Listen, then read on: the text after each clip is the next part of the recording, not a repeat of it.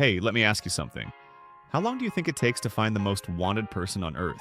In 2001, America declared war on one man, Osama Bin Laden, and it took 10 whole years to find him. Now fast forward to February 28, 2026.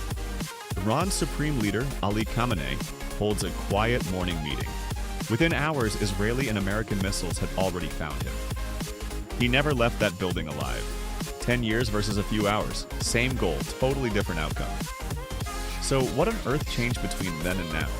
The answer involves satellites, stolen cameras, and a military AI system called Maven.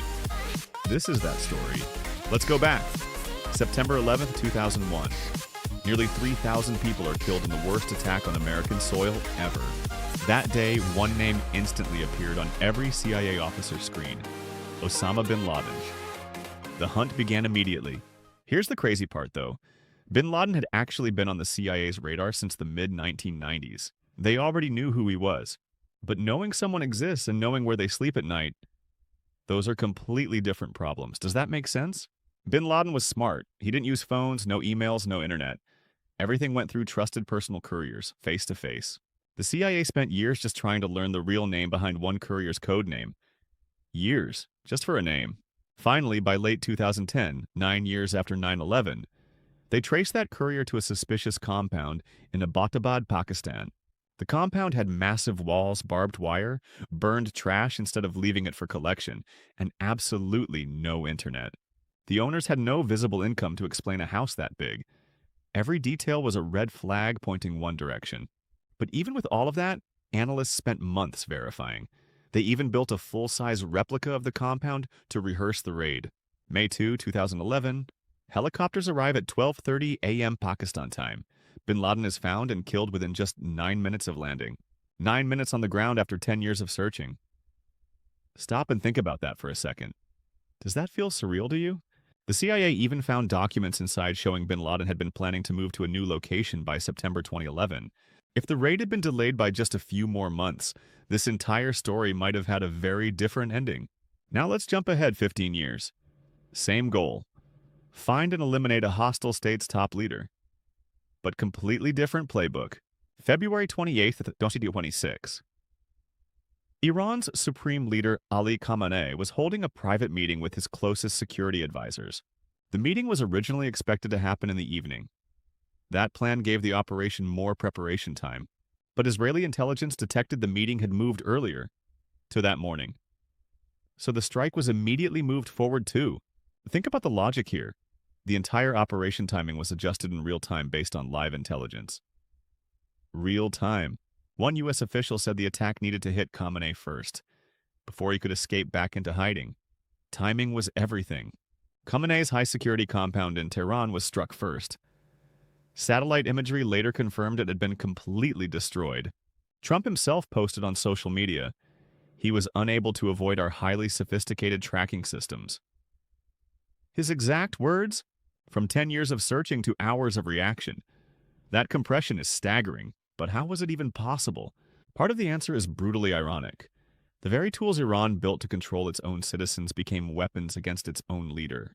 Here's where it gets really interesting, because we need to talk about cameras, specifically Tehran's street cameras. Iran installed tens of thousands of cameras across Tehran. Their purpose?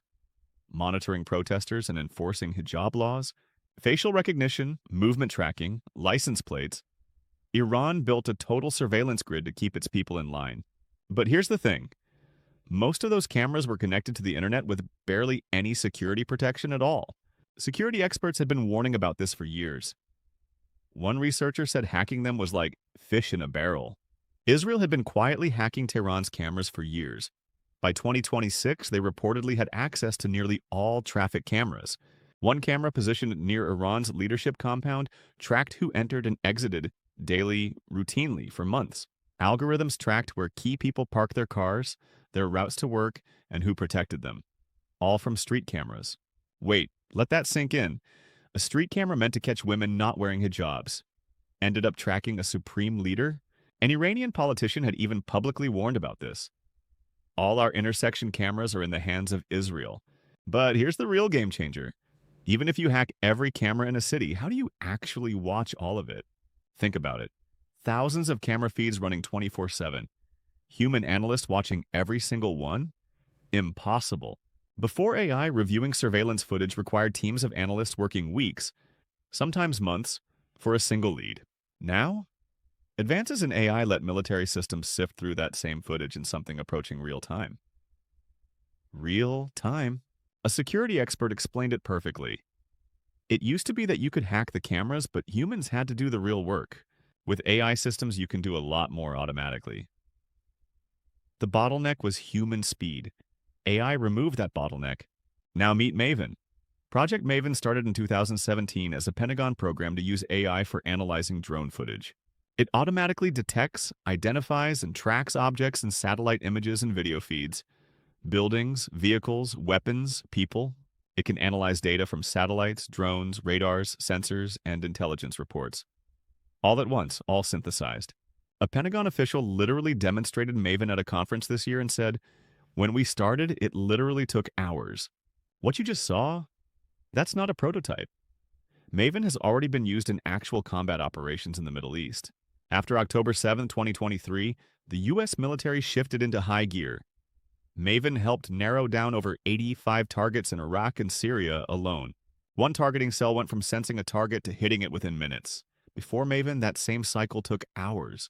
Are you keeping track? Hours compressed into minutes. That's not a small improvement, it's a completely different type of war.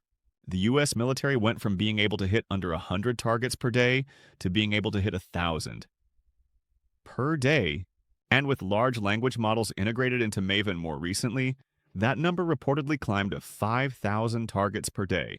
Over 25,000 U.S. personnel are now using Maven. It's operating in more than 130 locations across 4 continents. In March 2026, the Pentagon officially designated Maven a program of record, meaning guaranteed long-term funding across all military branches. The Deputy Secretary of Defense wrote that Maven gives warfighters the tools necessary to detect, deter, and dominate adversaries. This isn't a future plan or a research project. Maven is active right now in ongoing military operations. Today, now let's zoom back out and think about what this all means for authoritarian governments everywhere, including ones we never talk about.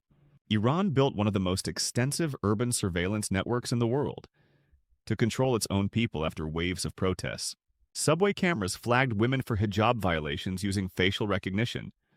Protesters were monitored at intersections, but all of that surveillance data, all of it, also created an enormous vulnerability. A ripe target for foreign intelligence. A researcher studying China's surveillance tech exports to Iran said it perfectly. Malicious parties can more easily gain access. One expert summed up this entire paradox perfectly. Quote, "The infrastructure authoritarian states build to make their rule unassailable. Maybe what makes their leaders most visible to the people trying to kill them." Think about how dark that irony is. It's not just Iran. There are over 1 billion security cameras installed worldwide right now. Triple what existed a decade ago. Hundreds of millions more are installed every single year, and many of them have almost no serious security protection. One security researcher scanned the internet this year and found nearly 3 million unprotected camera feeds accessible globally. Okay, this is the part I really want you to think about, because we've been talking about technology, but this is really about humans. Palantir, the company that makes Maven, says clearly that humans remain responsible for selecting and approving all targets. A human still presses the button. A human still signs off. So it's fine, right? The machine isn't making the call. But here's the question that keeps defense ethicists up at night. What if AI already decided who you're choosing between? If AI shows you a list of 3 targets and you approve one, did you really make that decision? Or did the algorithm? One former Navy officer put it this way: when you see a face on screen in the command center, it helps in deciding to strike. Help in deciding. The machine framed the choice. The human completed it. Is that still fully human judgment? I'm not sure. UN experts have specifically warned that AI weapons targeting without human intervention raises serious legal and ethical risks. AI trained on biased datasets can produce biased targeting decisions. And in war, a biased algorithm means innocent people die. Remember the USS Vincennes in 1988? An advanced automated system mistook an Iranian civilian airliner for a fighter jet. All 290 civilians on board were killed. The route matched a commercial flight. The radio signature matched. The machine was wrong. A former Navy officer who now advocates for Maven says, "Nobody wants to be the person who shot down an Iranian civilian aircraft." So we are left with this uncomfortable truth. The speed and scale of AI targeting may outpace our ability to be careful. Bin Laden's hunt gave America time to debate, verify, build replicas, and think. Today's kill chain doesn't offer that luxury. We used to ask, can we find them? Now the question is, can we control what happens the moment we do? So let me ask you, after hearing all of this, where do you stand? Is faster always better when lives are on the line? The same AI that can track a terrorist in real time can also track a journalist, an activist, or maybe even you. The surveillance infrastructure built to oppress became the weapon used against its own builders. That happened already. These aren't hypothetical questions from a sci-fi movie. These are policy decisions being made right now, today, in 2026. That's a wrap for today. The story of how AI entered the kill chain and changed what war means forever. Think about it.